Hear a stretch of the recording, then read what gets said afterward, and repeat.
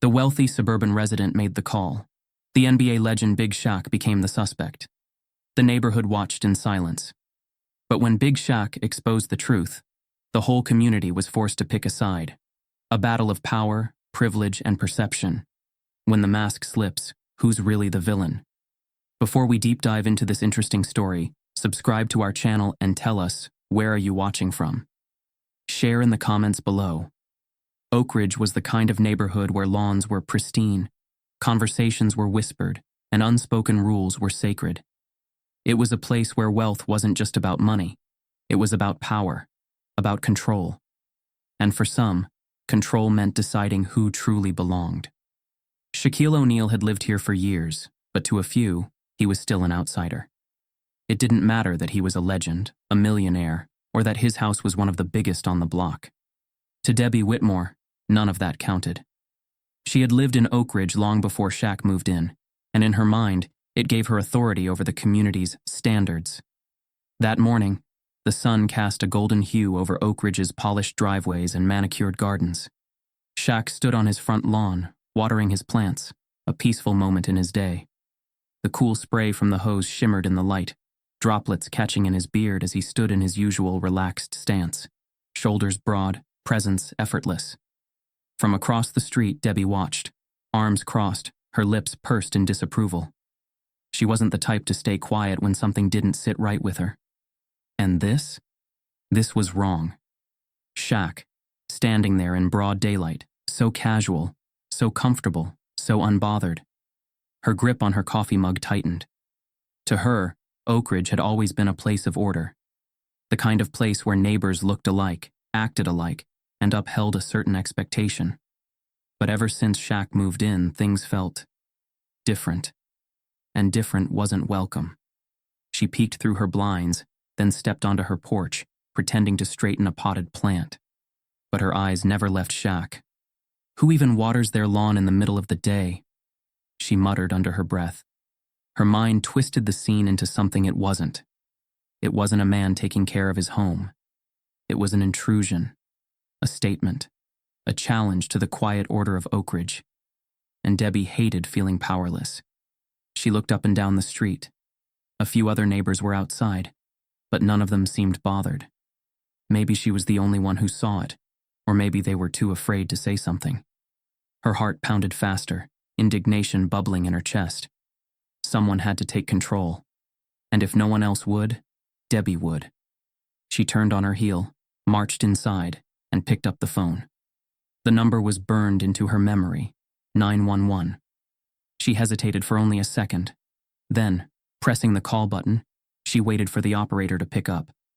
"This is emergency services. What's your emergency?" Debbie took a deep breath, lowering her voice into something fragile, something concerned, something believable. "There's a large man outside a house on Sycamore Drive. I don't recognize him. He looks suspicious." She paused, glancing out the window. "He's just standing there.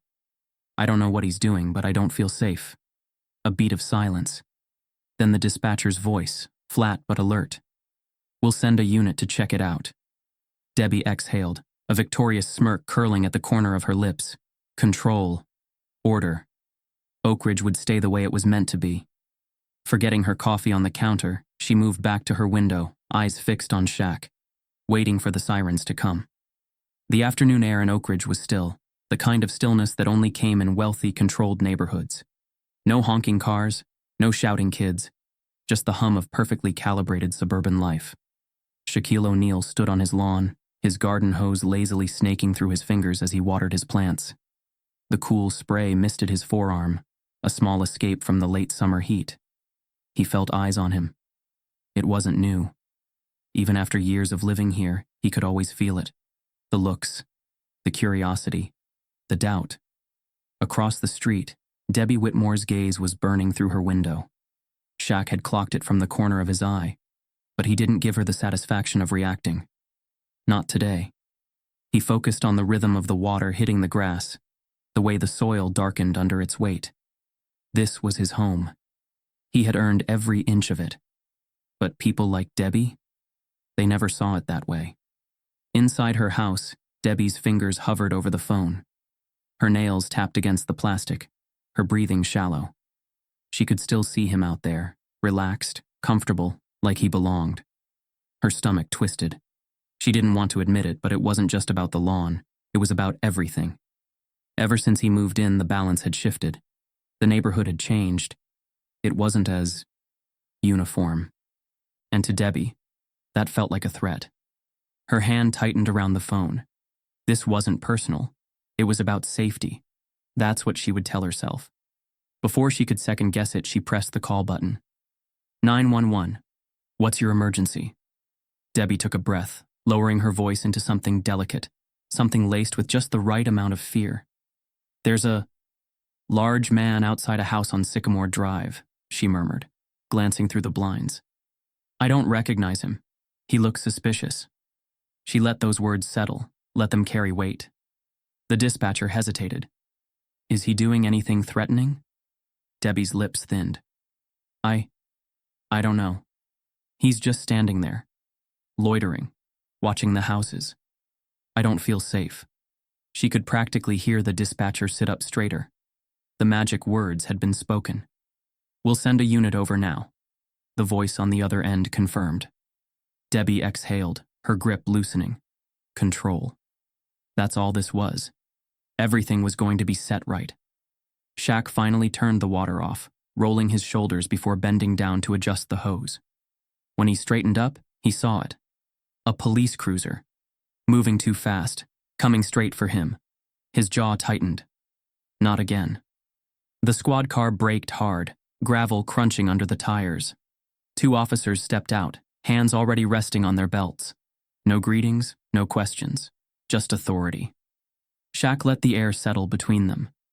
They wanted him to react, but he wouldn't.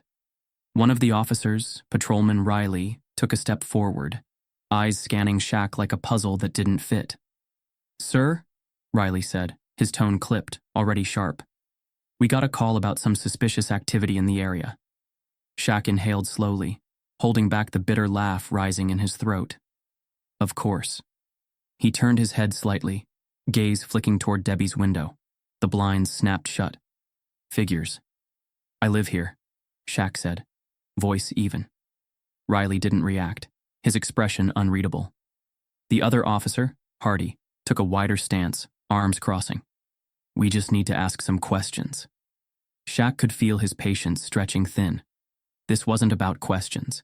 This was about power. The old script. The routine. Shaq forced himself to stay calm, but his hands curled slightly at his sides. And then, a sound. A door opening. A neighbor, Alan Grayson, stepped onto his porch. He was a middle-aged man, quiet but observant. His eyes darted from the police to Shaq, then back again. Alan had seen enough. Officers, he called out. Is there a problem? The interruption shifted the energy. Hardy exhaled loudly, looking annoyed. Riley glanced at Alan, then back at Shaq. Just checking things out, Riley muttered. Shaq held the officer's gaze for a long moment. The air was thick. He could feel the tension rolling off the officers, waiting for a reason to escalate. Instead, he let a slow smirk creep onto his face. If you're done checking, I'd like to get back to my lawn, he said, voice steady, controlled. Silence. Then, with a begrudging nod, Riley took a step back. Have a good day, sir. Shaq didn't move until the squad car was halfway down the block. Only then did he glance back at Debbie's house. She was still watching, and for the first time she looked unsure. Inside Shaq's chest, something still burned. The officers hadn't apologized. They hadn't admitted they were wrong. They just left, like this was nothing more than an inconvenience. Like it didn't matter. Shaq's grip tightened around the hose, his knuckles flexing. He had dealt with this kind of thing before, too many times. He could walk away, let it roll off his back like he always did. But today was different. Today, the whole neighborhood had seen it. He turned, gaze cutting across the street, landing on Debbie's house. The blinds twitched. Coward. Then, as if sensing the moment slipping out of her control, Debbie flung her front door open and stormed outside. Her face was red, her expression twisted with frustration, but not guilt. Never guilt. She had been exposed, and that was something Debbie Whitmore simply could not accept. "I was just trying to keep the neighborhood safe," she blurted, voice loud enough for anyone still watching to hear. "I didn't do anything wrong." Shaq exhaled, slow and deep. He turned fully, letting the hose drop to the grass. Fine. If she wanted this to be public, then let it be public. He took a step forward, planting his feet firmly on his driveway. "Safe from what, Debbie?" His voice was calm, but underneath it was steel. Debbie faltered for half a second, but then she straightened her spine, squaring up like she had any ground to stand on. "I saw something suspicious," she insisted. "I don't have time to second-guess myself when it comes to safety. You can't blame me for being cautious." Shaq let out a short, humorless laugh. There it was. The excuse. The same tired script. "Cautious?" he repeated. "What exactly did you think I was going to do, Debbie? Steal my own garden hose?" A few quiet chuckles rippled through the gathering crowd. Because there was a crowd now. Neighbors had stepped outside, some just pretending to check their mail, others fully watching. Some looked uncomfortable, while others looked amused, like this was just another bit of suburban entertainment. But Debbie didn't notice them. She only noticed Shaq and the way he wasn't backing down. Her eyes flared. "Don't twist this into something it's not. I was looking out for the community." Shaq's jaw clenched. He took another step toward her, voice lowering just enough to be dangerous. "Did you call 911 because you thought a crime was happening?" he asked, his tone cutting. "Or did you call because I'm black?" The words hung in the air like an anvil. A visible shockwave passed through the crowd. Some gasped, others just stared. Debbie's mouth opened, then shut. Her hands clenched at her sides. You can't just say that," she stammered. "That's not what happened." Shaq raised an eyebrow. "Then what did happen?" Debbie swallowed hard. She could feel the attention shifting. It was turning against her. Her pulse hammered in her ears. She had to take back control. "I've lived here for 20 years, she snapped, voice shaking but still loud. "I know what's best for this neighborhood. I care about this place. Maybe I made a mistake, but I was just doing what any responsible citizen would do." "Responsible," Shaq echoed, tilting his head. "You mean like lying to the police? You told them I was suspicious when I was standing on my own lawn, watering my own plants. That's not responsible, Debbie. That's profiling." A murmur rippled through the crowd. Some nodded, whispering to each other. Others shifted uncomfortably. Then a voice cut through the noise. "That's exactly what it was." All heads turned to Alan Grayson, standing on his porch with his arms crossed. Alan was in his 50s, a quiet man who usually kept to himself. But today, something in him had snapped. He had lived in Oak Ridge just as long as Debbie had. He knew the kind of games people like her played, and today, he was done pretending. "This isn't the first time you've done something like this, Debbie," Alan continued, stepping off his porch. "How many times have you mistakenly called the cops on the delivery drivers, the landscapers, the kids walking home from school?" Debbie's face flushed red. "That's not true," she spat. That's ridiculous." Alan didn't blink. "You didn't even stop to think," he said.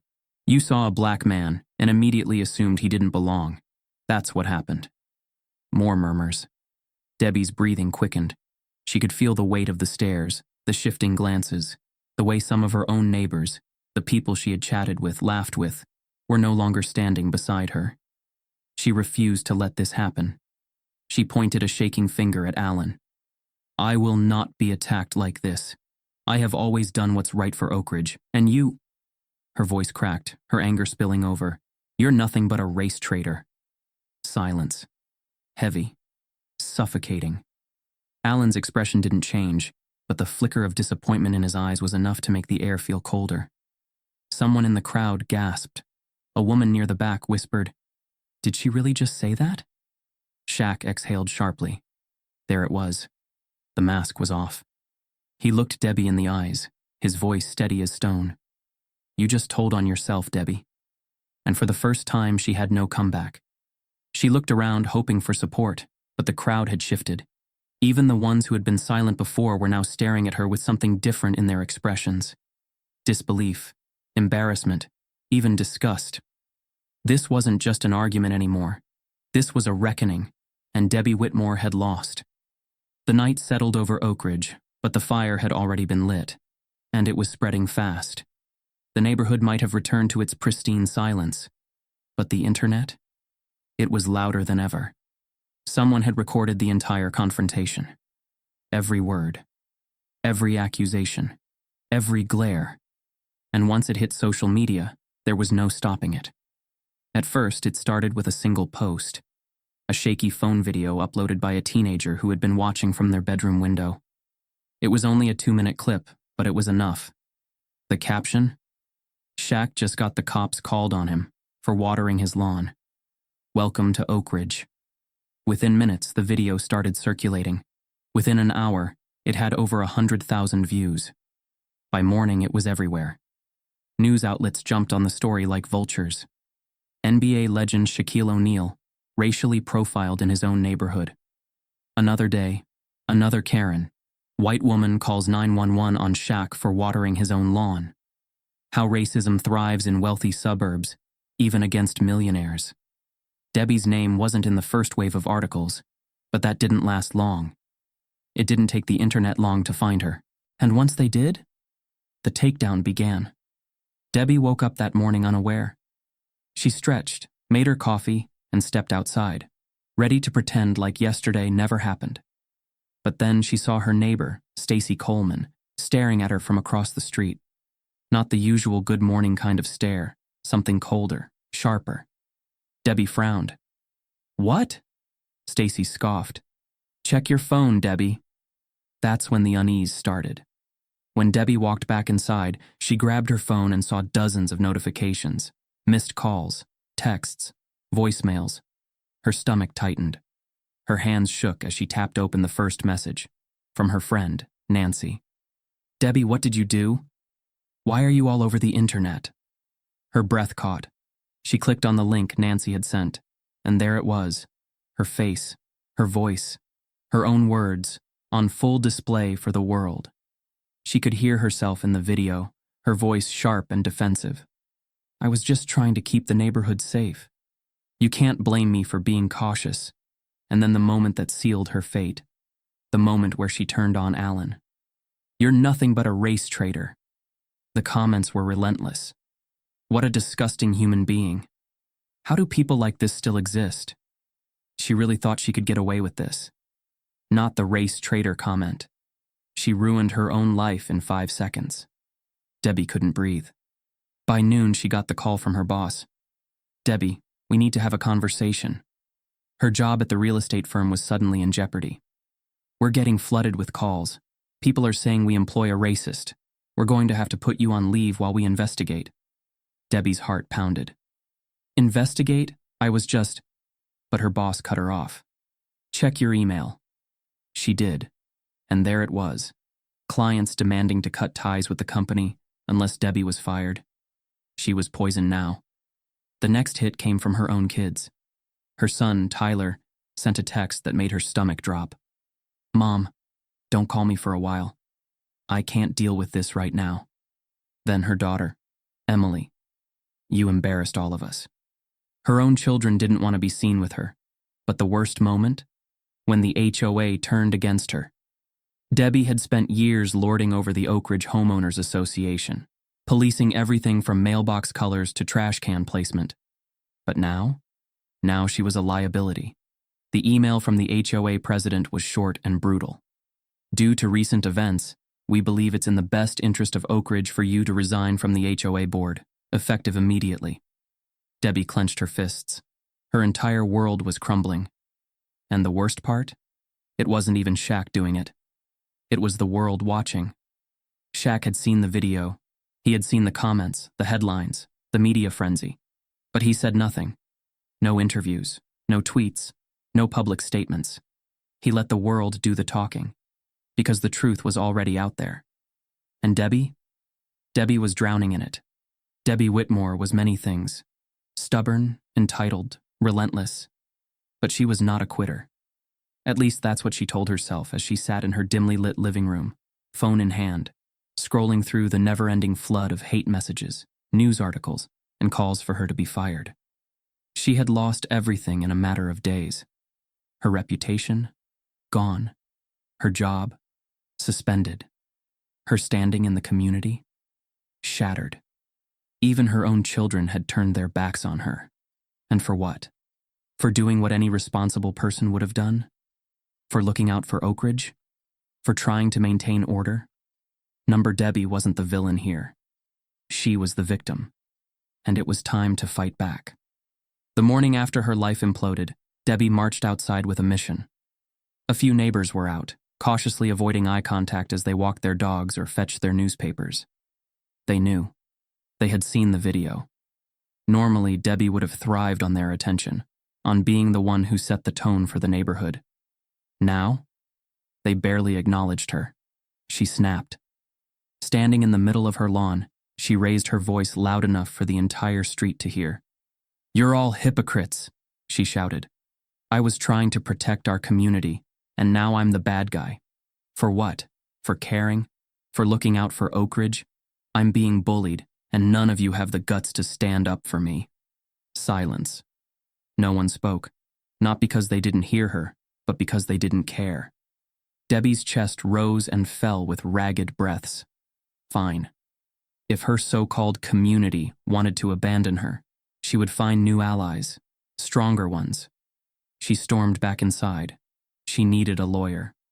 By midday, Debbie sat across from Robert Henshaw, a sharp-dressed, ruthless attorney known for taking controversial cases. He had defended politicians, corporate executives, people who had a lot to lose. Debbie thought he was exactly the kind of man she needed. "I want to file for defamation," she said, voice firm. "My reputation is being destroyed over a misunderstanding." Henshaw leaned back in his chair, steepling his fingers. "Defamation is tricky," he said. "For it to stick, you'd need to prove that the statements being spread about you are false." "They are false," Debbie insisted. "They're calling me racist, and I'm not. I was protecting my community. People are twisting my words, making me look like some kind of—" Henshaw raised a hand, cutting her off. "That video," he said slowly, "is very, very damaging. You don't just look bad, you look unforgivable." Debbie's stomach twisted. "Can you still win?" she asked. Henshaw smirked. "Winning isn't the point," he said. "The point is making noise. Filing a lawsuit forces people to reconsider. It makes them wonder if they went too far. It makes Shaquille O'Neal—" He paused, watching Debbie's reaction.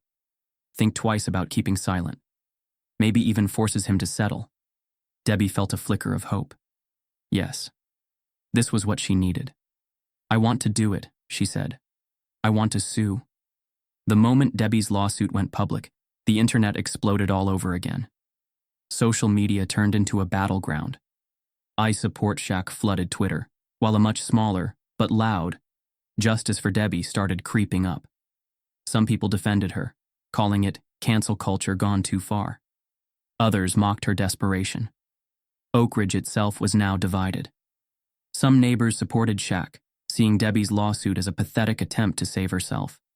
Others, mostly older, wealthier residents, whispered behind closed doors, agreeing that Shaq had brought too much attention to their quiet community.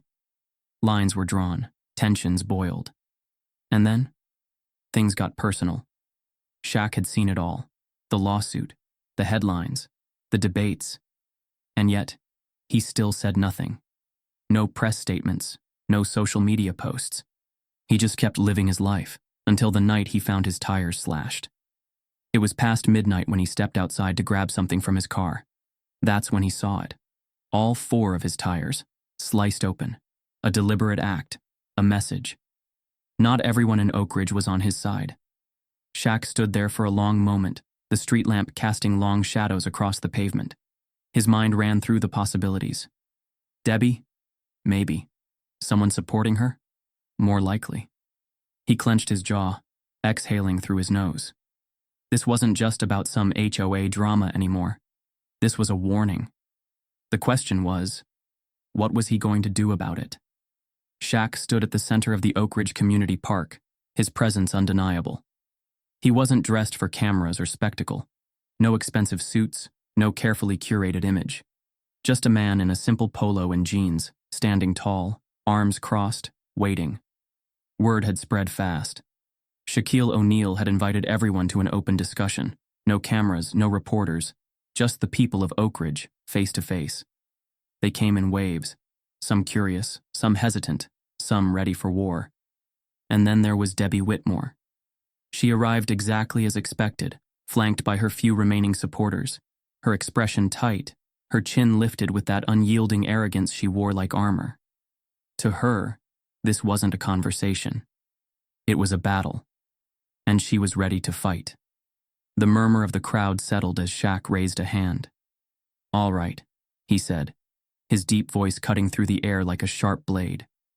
"Let's talk." Silence. The community shifted uneasily, some glancing toward Debbie, waiting for her to explode first. But she didn't. Not yet. Shaq looked around, making eye contact with familiar faces. Alan Grayson, Stacy Coleman, James Turner, people who had been here long before he moved in. "I've lived in Oak Ridge for years," he began. "I've never caused problems. I've never disrespected anyone. I've given back to this community. And yet," he let the words hang, "I still had the cops called on me. In my own front yard." A few heads nodded. Others looked away. "I wasn't surprised," Shaq admitted, "because this isn't new. Not for me. Not for people like me." His gaze flickered toward Debbie. "And it's not the first time it's happened in this neighborhood either." Debbie bristled, but Shaq kept going. "I don't have to explain why that 911 call was wrong. We all know why it was wrong. But what I do want to talk about is who we are as a community." A murmur rippled through the crowd. Some shifted uncomfortably. "Are we the kind of people who protect each other?" Shaq asked. "Or are we the kind that lets our neighbors get harassed just because someone feels uncomfortable?" More whispers. Some people nodded in quiet agreement, and then, as if on cue, Debbie made her move. She stepped forward, arms crossed, voice sharp. "Oh, please," she scoffed, loud enough for everyone to hear.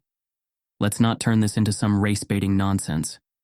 The crowd reacted instantly.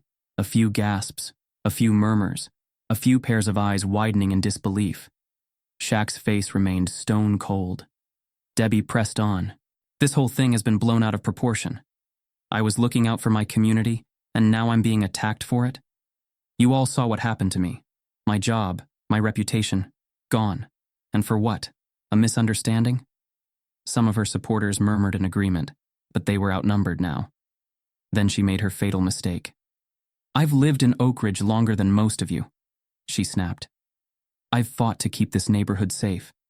You think you can just come in and change everything? This isn't how things work here." The second the words left her mouth, she knew she had gone too far. Because this time, the crowd didn't shift uncomfortably. They reacted. Loudly. A voice from the back. "What do you mean, you people?" A woman near the front. Wow. Just wow. Even some of her own supporters were looking at her differently now. But Shaq? Shaq was ready.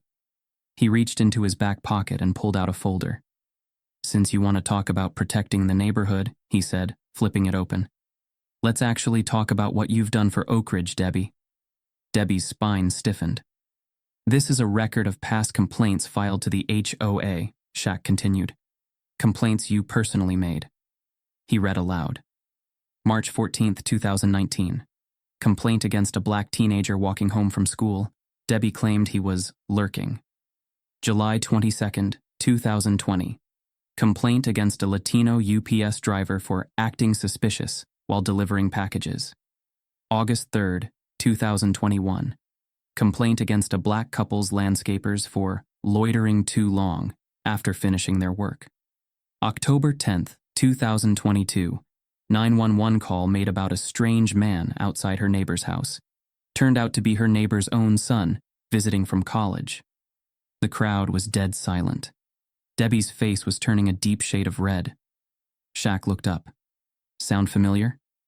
Someone whispered, "Damn." Debbie's mouth opened and closed, like a fish gasping for air. That's taken out of context." Alan Grayson stepped forward. "No, Debbie. This is who you are." The moment had shifted beyond her control. The whispers weren't whispers anymore. They were judgment, disgust, rejection. Debbie lashed out. "I am not a racist," she shouted. "I have done nothing wrong. This is my neighborhood, and I have just as much right to be here as anyone else." Her voice cracked. "This is my home," she yelled, as if trying to convince herself.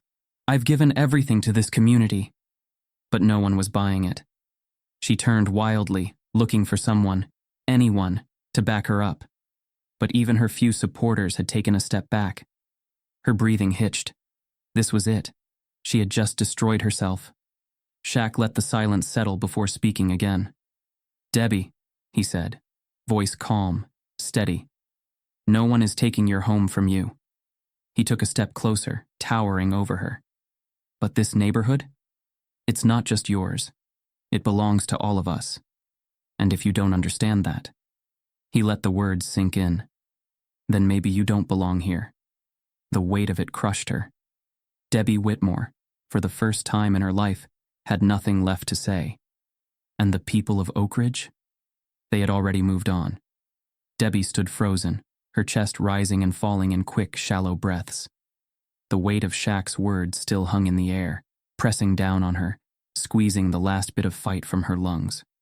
She could feel the neighborhood's judgment, their silent rejection wrapping around her like a noose. This was it. This was the end. She had lost. Her last defense, her last desperate attempt to reclaim her place in Oak Ridge, had crumbled before her eyes. But just as the moment settled, just as it seemed like Debbie Whitmore had finally been buried beneath the weight of her own actions, a voice cut through the silence. "I knew you once, Debbie." Heads turned. A man stepped forward from the crowd. He wasn't one of Shaq's usual supporters. In fact, most people had no idea who he was. But Debbie knew. The second she laid eyes on him, her face lost all color. Jared Thompson. The name hit her like a slap. A name she hadn't thought about in decades. A name she had buried in a place she never wanted to visit again. Jared crossed his arms, his sharp, assessing gaze never leaving her face. "It's been a long time, hasn't it?" Debbie swallowed hard. Her lips parted, but no words came out. For the first time, she was speechless. The crowd shifted, sensing something new, something bigger than neighborhood drama. Jared exhaled, shaking his head slightly. "I can't believe I'm seeing you again after all these years." His voice wasn't angry, but there was something heavy in it. Something that made even Shaq stay silent, watching.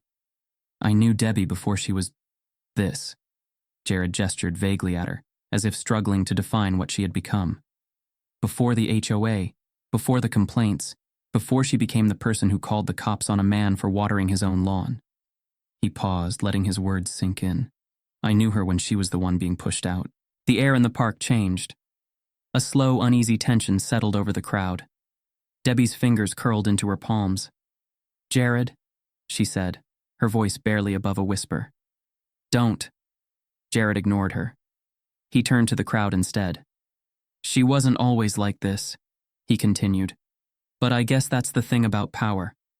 Once you finally get a taste of it, you do everything you can to make sure no one takes it away from you." Debbie flinched, because he was right, and she knew exactly where this was going. Jared took a step forward. "You all think Debbie has always been this perfect little suburban gatekeeper, don't you? But I remember the girl who used to be on the outside looking in." He glanced at Shaq. "She probably never told you this, but Debbie Whitmore didn't grow up in a neighborhood like Oak Ridge." Murmurs rippled through the crowd. Debbie's fists clenched tighter. "Number not here. Not like this." Jared ignored the whispers and continued. "She grew up in Brighton County, about 30 miles from here. Back then, it was the kind of place where kids like us didn't stand a chance if we didn't come from the right families. The rich kids ran the school, ran the town, ran everything." He let out a dry laugh. "And Debbie?" Debbie was nothing to them. Debbie shut her eyes. The memories she had spent years burying. The lunches eaten alone, the whispered jokes, the humiliation she endured at the hands of people who were born into a world she could never enter. Rushed back like floodwaters. She could still hear their voices. "You don't belong here, Debbie. You're trying too hard. Why do you even bother?" Jared's voice pulled her back to the present. She spent her whole childhood fighting to prove she was worthy of standing next to them. She mimicked them, dressed like them, talked like them. But it didn't matter. He turned to Debbie now, his gaze burning into her. "They never let you in, did they?" Debbie's breath hitched. The crowd was dead silent. Shaq crossed his arms, watching her carefully. Even after everything, he wanted to hear the truth. Debbie's lips trembled. They laughed at me," she admitted, her voice barely audible. "They never saw me as one of them, no matter what I did." For the first time, her voice wasn't full of anger, just exhaustion.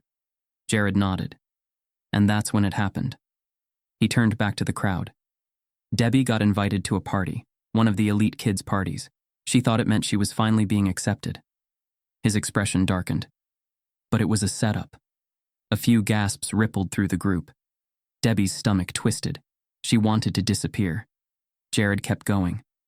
They humiliated her, publicly, ripped her down in front of everyone, and she never forgot it. He exhaled sharply.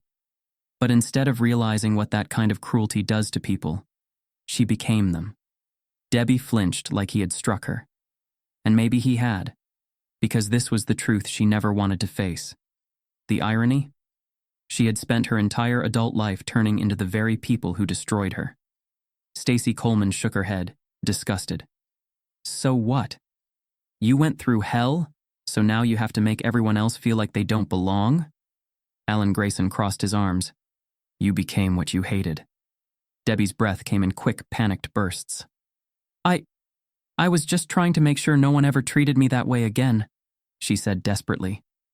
I didn't want to be on the outside anymore. Jared let out a bitter laugh. So you put other people there instead.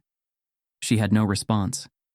She had spent so many years pretending she belonged, pretending she was above the people she once stood beside. And now, as she looked around at the sea of disapproving faces, she finally understood. She had never truly belonged here either. Not really. Because now, when she needed someone, anyone, to stand beside her, there was no one left. For the first time since this all began, Debbie had nothing to say. No excuses, no deflections, no fight left in her. And the people of Oak Ridge? They had already moved on. Debbie stood motionless, her face drained of color, her hands trembling at her sides. The truth had been exposed. Her past, her hypocrisy, the years of carefully maintained control, all gone. The crowd's judgment weighed heavy, pressing her down like a stone. She wasn't just disliked now, she was irrelevant. A relic of an era that people were ready to leave behind. She knew what came next. The slow fade into obscurity. But before the silence swallowed her whole, Shaq stepped forward. The weight of his presence made the crowd go still, eyes shifting toward him as he studied Debbie, his expression unreadable. Then finally he spoke. What if I gave you a chance? A murmur rippled through the crowd. Debbie blinked. A chance? Shaq folded his arms. To prove you're not just another person who lets fear and ego control them. To prove you actually care about something other than yourself. Her jaw tensed. She wanted to snap back, to remind him that she didn't owe anyone anything. But she also knew the reality. She was out of moves. Shaq let the tension hang before delivering his next words with precision. You're going to spend 1 month working with my youth program in the inner city. No cameras, no press releases, no special treatment. His voice was steady, controlled. Just you, face to face with the kids you've spent your whole life avoiding. Debbie's spine stiffened. She heard a few gasps from the crowd. That's ridiculous, she scoffed. You think I'm just going to... Shaq cut her off. If you don't, the world will remember you as exactly what you are right now. He let the words sink in. A woman who couldn't face the consequences of her own actions. Debbie's throat went dry. She glanced at the crowd, at their hungry, waiting faces. Some of them wanted her to refuse. They wanted her to disappear. If she turned this down, she would be confirming everything they thought about her. She would be forever marked. Villain, Karen, disgrace. She had no choice. But she needed to save face. Lifting her chin, she forced a smirk and crossed her arms. Fine, but on one condition. Shaq raised an eyebrow. "If I do this, you stop making me look like a monster," she said, voice dripping with forced confidence. Shaq smirked. "You already did that yourself." The crowd erupted, some laughing, some murmuring, some just shaking their heads. Debbie felt her stomach drop. This wasn't her victory. It was her last resort, and the world was watching. 1 month later, Oak Ridge had moved on. The headlines had shifted. The internet had found new villains. The world, as it always did, had kept spinning.